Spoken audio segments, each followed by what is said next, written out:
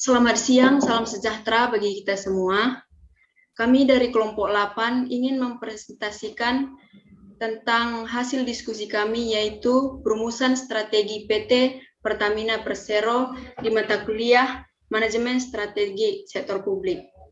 Adapun nama kelompok kami, yaitu 1 Jelly, 2 saya sendiri Misbah Purba, 3 Ulfa Reni Putri, 4 Tania Yulianto Putri, 5 Yanas Febrianti. Baiklah, langsung saja ke materi, yaitu perumusan strategi PT Pertamina Persero. Badan Usaha Milik Negara atau BUMN merupakan salah satu pelaku kegiatan ekonomi yang penting di dalam perekonomian nasional, dengan bersama pelaku ekonomi lain seperti swasta dan koperasi. Berdasarkan Undang-Undang Tahun 2003 tentang BUMN, bahwa BUMN memiliki dua bentuk, yaitu perusahaan perseroan yang diatur dalam Peraturan Pemerintah Nomor 12 Tahun 1998 dan perusahaan umum yang diatur dalam Peraturan Pemerintah.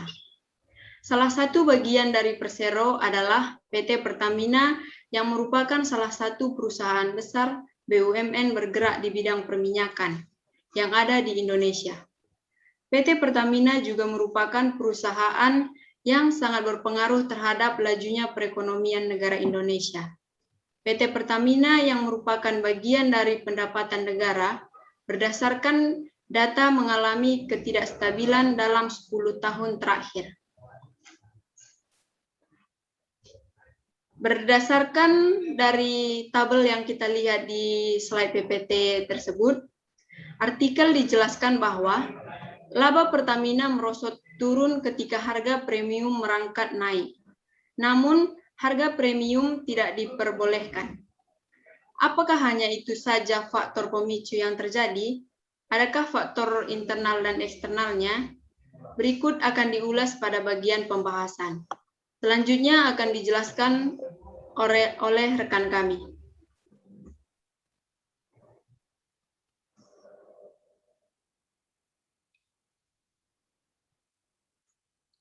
Slide-nya.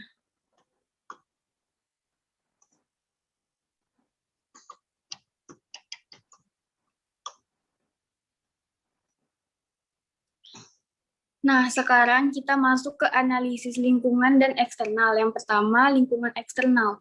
Di dalam lingkungan eksternal itu ada 6 macam. Yang pertama, pemasaran. Di sektor pemasaran, Pertamina melakukan usaha pemasaran, perdagangan, dan distribusi berbagai jenis produk seperti bahan bakar minyak, pelunas, LPG, produk petrokimia, serta produk-produk non-BBM lainnya untuk pasar domestik dan mancanegara.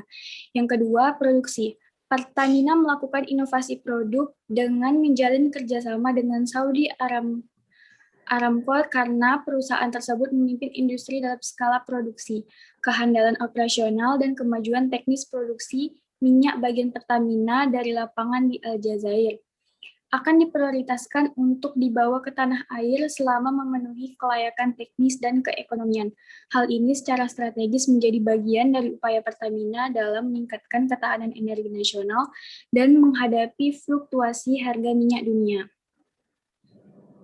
Slide selanjutnya.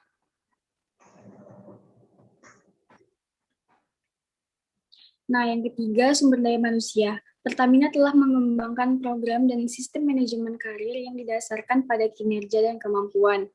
Sistem seperti ini disebut dengan merit system, yang bertujuan untuk meningkatkan transparansi dan efektivitas dalam pengembangan karir para karyawan Pertamina. Yang keempat, keuangan. Anggaran pendapatan dan belanja negara yang ditanam dalam Pertamina sampai saat pembubarannya jumlah modal tercantum dalam neraca pembukuan yang disahkan oleh Menteri Keuangan dan modal tersebut tidak terbagi atas saham-saham. Yang kelima ada sistem informasi manajemen, yaitu menyikapi era globalisasi, pelaksanaan barang atau jasa dapat menggunakan sarana elektronik, baik internet, electronic data interchange, maupun email. Yang terakhir ada budaya organisasi.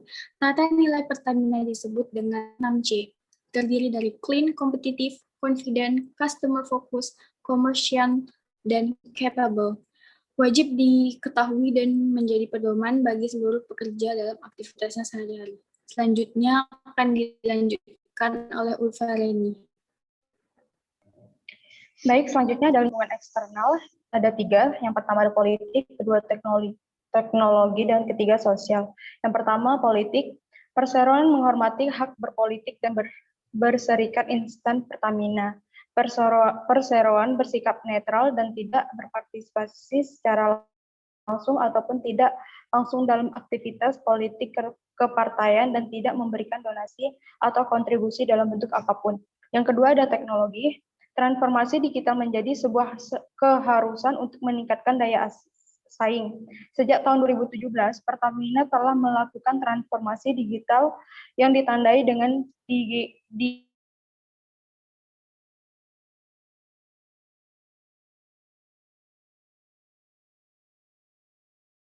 jalanan transformasi digital, Pertamina Digital Transformation dan Pertamina Digital Expo.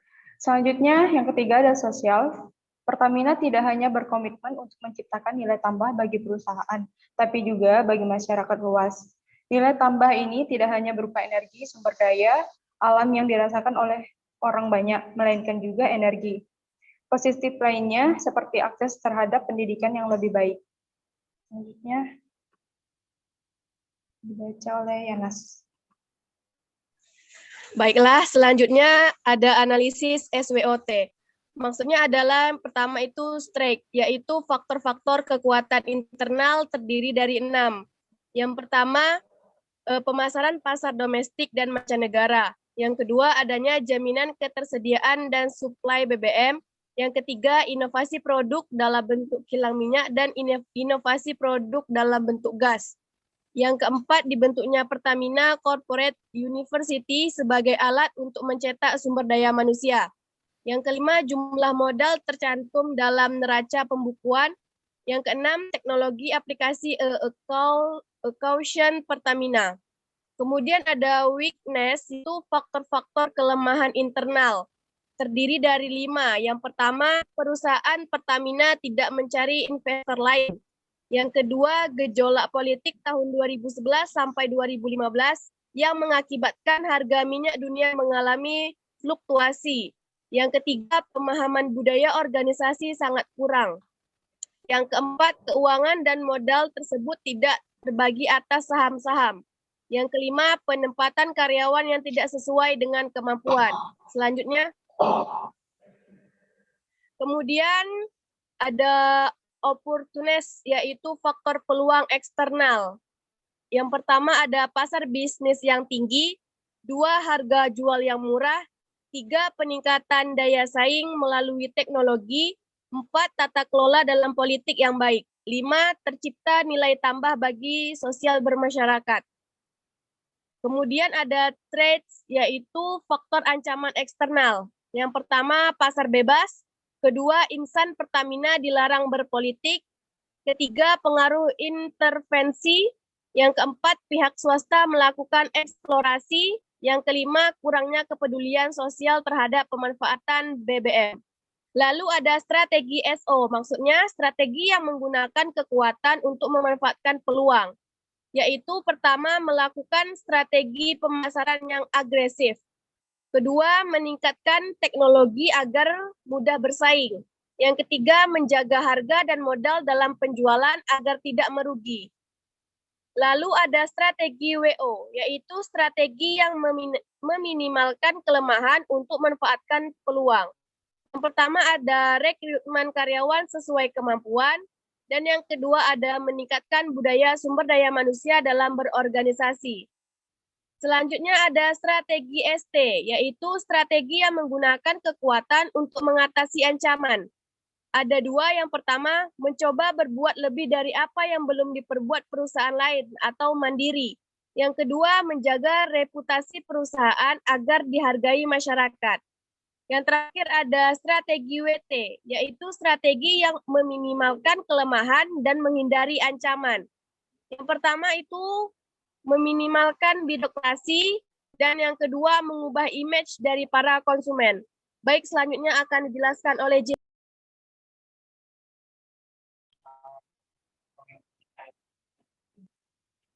Baik, seterusnya analisis strategi.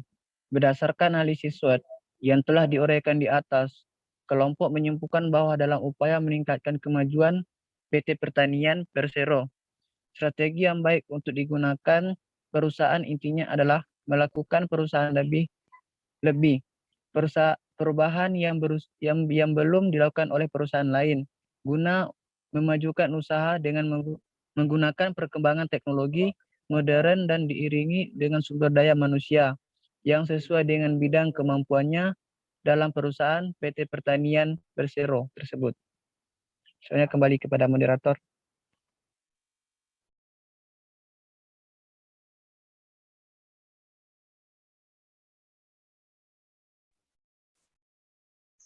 Baiklah, itu saja yang dapat kelompok kami sampaikan tentang perumusan strategi PT Pertamina Persero tersebut. Jika ada yang kurang atau salah kata, kami mohon maaf. Sekian dan terima kasih.